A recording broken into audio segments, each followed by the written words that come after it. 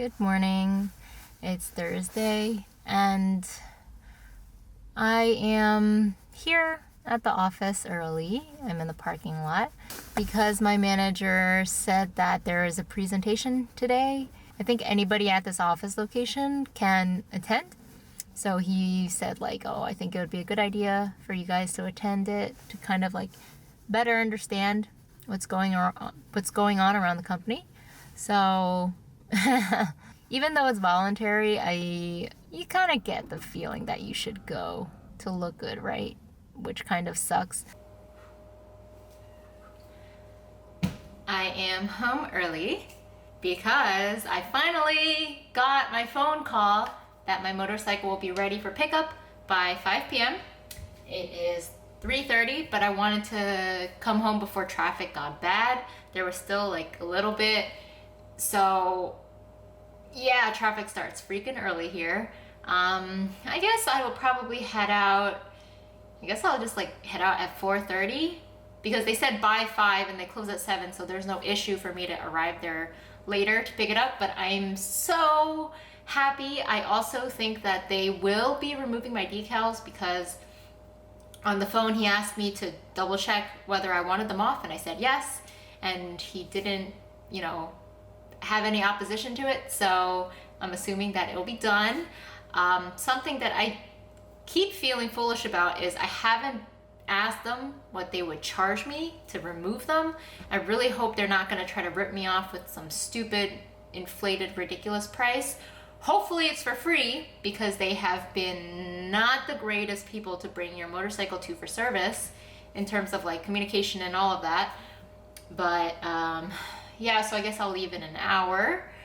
In the meantime, I'm home. I told my manager I would be working from home for a few hours today to pick it up and get this over with. And I can't wait to show you guys. And then tomorrow there's a new puppy to go see. So things are feeling good, and I'm feeling really good about today now. Morning till now, I was feeling That presentation that I went to see was so boring. I think it's just something that I personally can't fix or change, where when I'm in a meeting or if I'm watching a presentation, unless it's a topic that I'm really interested in, which is probably gaming or movies, I will be falling asleep and I will be lacking a lot of interest. So plus, a lot of public speakers, or not public speakers, but a lot of people that do these presentations, they're not the most interesting when they speak. They're not very engaging. They're kind of monotone. So luckily that only lasted an hour. It was scheduled for an hour and a half though. That would have been brutal for me. But yeah, I'm home now. Alrighty. I need to call my Uber. And go pick up my bike. Let's see. So expensive. Because of fucking rush hour, maybe. $15? God damn it. Ugh. Alright, finding my ride. I gotta go pack stuff, get my backpack and stuff, get stuff ready.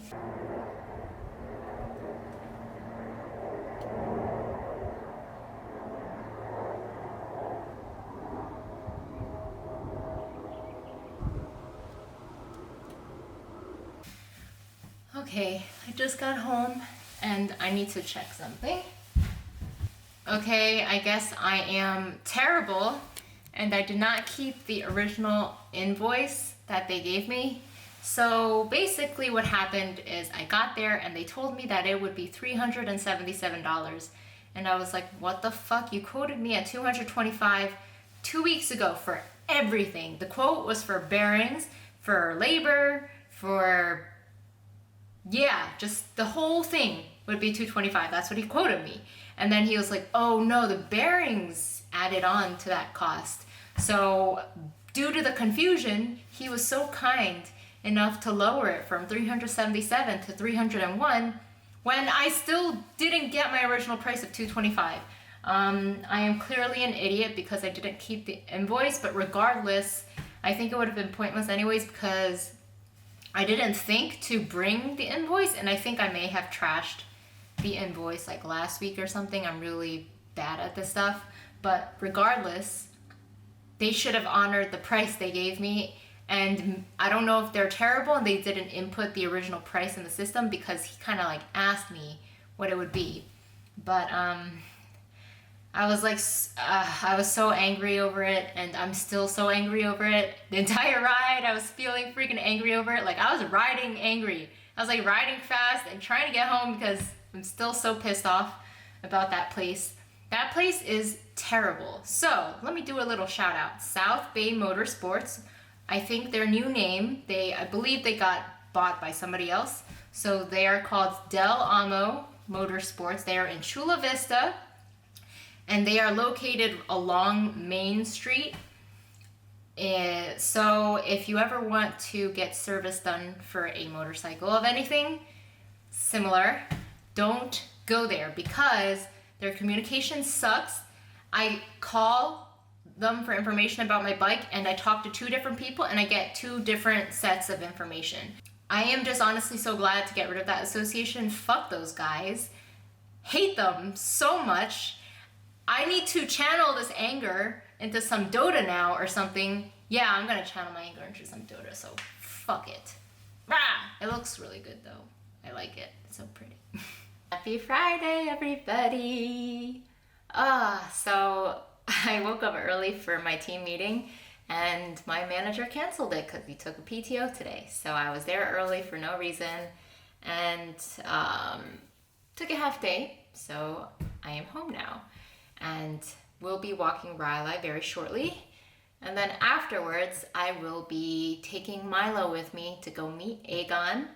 I am kind of interested to try out to see if Milo will walk outside. Obviously, this is like the first time, so it's not gonna happen, but I figured that he's like a very friendly cat, so bringing him to see a puppy might be entertaining. He's just funny to me. So I'll be doing that after I walk her. And ooh, I got my period yesterday, and the weird thing is that like from teenager years to past few years back, I never had any like internal discomfort from it, but I feel like nowadays every single time I have like a little bit of unpleasantness like in the uterus area. So I might need to take something to make it so that discomfort goes away, because even though it's not pain, it's still bothersome in some way, and I love feeling normal. Love it. So that any small thing that is not normal really, really stands out for someone like me. Okay, let's get this going so I can prepare and head over and meet little Aegon. I can't wait. He's going to be so cute. Here, poppers.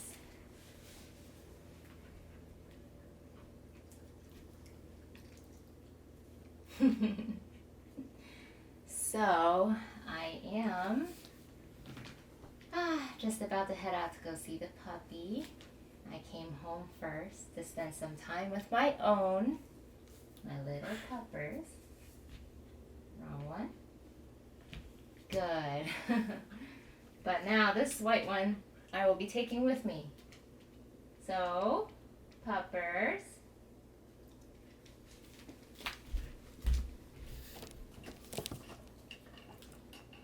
Crate. Good.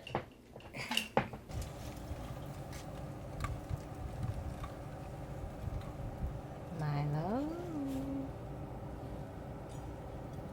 He is not a very happy passenger. All right, we're gonna head over. I expect him to meow the whole time.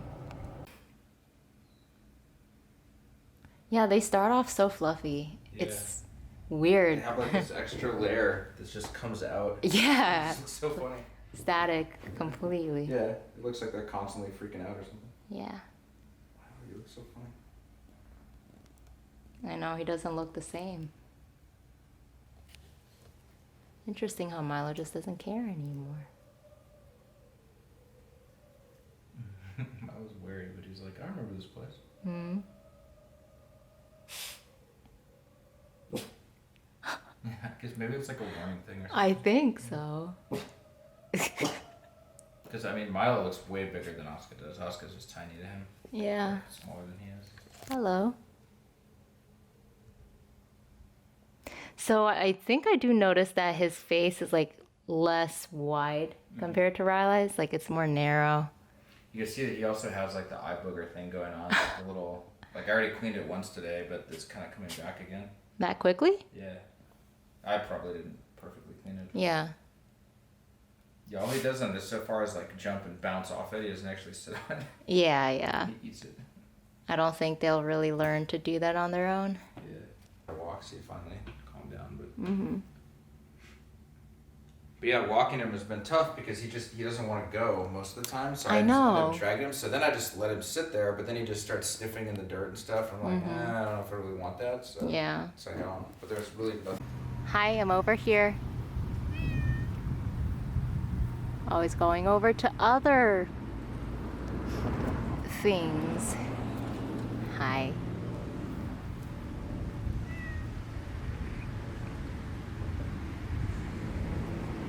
Veracity.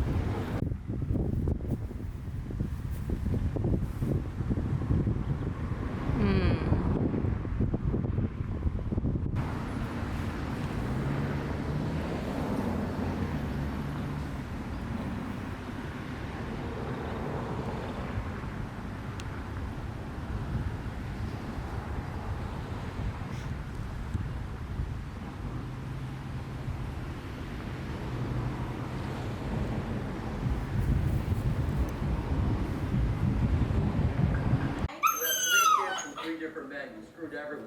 This is not something I can fix, Ari. You know, it's amazing. I didn't realize that when I became king of Hollywood, it meant that I would have to do everyone else's job for them. Stop breaking my balls and just call her. Hey, Jake, I need to call Laurie. You have to tell me you haven't talked. I don't have to do anything. I have multiple. Executive producer from Glee. I don't sing, so what do you want from me? He wants to know from you that he will be taken care of. And since you used to do that even for Andrew before he left us without a Aww. What time? He's 1 like, o'clock. I why? can't do it. Why don't I have your meeting? You get the meeting? Hmm? Shit, that's impressive. Yeah, I blow myself about more flexible. Lovely. Mr. Jones called back and wants to come an hour earlier. Earlier? Yes. Jesus Christ, I have to focus up and get ready. King up. Credit card at favor and get your I'm sure that wasn't where you How long did he calm down in the car? He was like this for like about an hour. Wow. Maybe a little bit less. But he finally fell asleep. So why don't you charge my card 10 grand? He wasn't this bad in the car, I don't think. Right.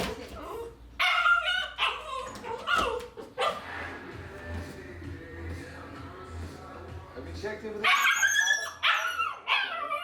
You don't have any more luck than I have. Happy Sunday. No, happy Saturday. It's pretty much just the afternoon right now, 12, pretty much on the dot. And I didn't record when I got back home yesterday, so let's see. I got there, we kind of like hung out inside a little bit, talking about Aegon and just like what he's been going through. And then I guess like shortly afterwards, we went out to the park, local park. He lives right near Balboa Park. So I took Milo with us, and freaking Milo, like, I mean, yeah, he's not outside much, so when I was carrying him to the park, it was kind of a nightmare, but it's really cute because when I get to the park and I put him on the grass, and if I walk away from him, he like comes towards me, and then he like gets all cozy, like in my crotch area if I'm like sitting down because he wants protection. So I think that's really cute. So he did that a few times, and like I saw him having to deal with Aegon, like trying to eat grass, or he was like trying to chase leaves, just the usual puppy stuff. And I guess I'm trying my hardest not to be judgmental or critical of him because he's a completely new dog trainer and dog owner, and that's exactly what I was like. So I mean, there were things that he was doing where he was like being way too gentle with the dog, and that's definitely something I think that is hard for people to get over. I'm probably not going to, I don't think I'll repeat that to him too much, because I've already mentioned it to him yesterday that he's kind of being like nagging. So you know how like if Aegon goes to eat the grass, all he does is he pulls the leash back. That doesn't do anything, because if you think about it, if you pull away, the dog feels pressure here, so then they want to resist. Plus, if you're doing it gentle, if you're just pulling back, then they view it as an annoyance, not as a like firm correction. So I was trying to tell him, like, you have to leash pop it. I don't really know how to demonstrate a leash pop, but it's literally like pop. Like you have to jerk it. You have to do a jerking motion. I think this looks weird the way I'm holding my hands right now, but I was like holding the leash here while Aegon was still attached, and I was like, you have to pop the leash like that just to make sure Aegon doesn't get a leash pop correction. But I was trying to tell him he has to do that, and he's just probably getting used to it. So I will try to refrain from saying stuff to him unless he asks me, I guess, because don't want to be just like piling down on him, especially when you're new. Definitely understand how hard it is, and there were just a lot of stuff that I remember that he was doing, and it was nostalgic, but at the same time I did realize, like, holy shit, a puppy is so much. Because when he was looking to get Aegon and time was approaching, I ended up seeing more posts for my breeder, and there were so many puppy pictures. She has several available right now. So when I would see a cute one, I would be like, oh man, like imagine what it would be like if I got a second dog. But when you're actually around a puppy, and I guess if you have my personality, it's not pleasant, because I asked him to show me what Aegon was like when he put him in the crate, and I have a recording of this, and it's not fun at all. Not fun whatsoever. So I actually want to stay away from puppies until my baby over here passes away. He was really cute though, and something that he does that Riley never did that I find hilarious is he is reluctant to go anywhere. I think it's so funny. So like whenever he has the leash on him and he's like trying to take him out to pee or something, or we're trying to just walk down the street, he's just like getting pulled along. He's like so reluctant to walk forward. And I've never seen a dog do that. I have read about it, people having that issue, but Riley never did that. So I'm kind of glad that she never did that, because I would be like, what the hell is, why don't you want to just walk forward? Come on, let's like do stuff. But something that kind of sucks is that the prong collar he bought is the wrong size. So this is the one I have. It's by Springer. And the one he has, these individual chain links are like triple the size. Really, they're like huge. They're too big. And if he takes off as many links as he can, it's still too big for Aegon's neck. So he should probably buy this one. I think he just didn't like check the size or something, and I may have added a prong collar to his wish list without checking the size. But like when I made that list for him, I was kind of focusing more on the item itself, not on the specific individual item that he would need. So I would just be adding like poop bags, or I would add a cot for teach place, that he can buy any cot he wants. He doesn't have to buy the one I put into the wish list, but he just ended up buying the wish list. So he needs a new prong collar. I do think the prong collar would help tremendously with him not wanting to walk forward, because this thing is magical, really. And I really wished I had this earlier for training, because this works so well. But yeah, I'm kind of curious to see how well he does. He hasn't really done too much crate training yet. Okay, so now, today, my plans were just to go for a joyride, really. I walked Riley already, pretty long, and it's actually really nice out. It's like a nice warm weather, but it's not even sunny, so it's strange. I'm usually accustomed to it being sunny and nice, but it's nice without the sunny. So I was going to go ride, and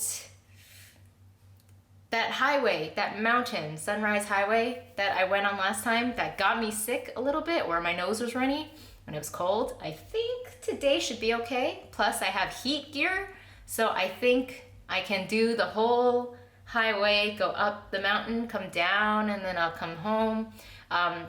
The main concern I have with this route is that I want to make sure I have enough gas on a full tank to do this whole ride without needing to go to the gas station in the middle. So I was going to go to the gas station right when I left, but I just do notice sometimes that if I do joyrides like an hour out and an hour back in, I end up with like 1 to 2 bars of gas left.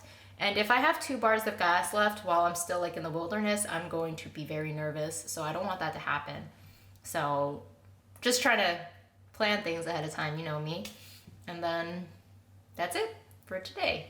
So first ride back with my pink wheels. We'll see how it goes.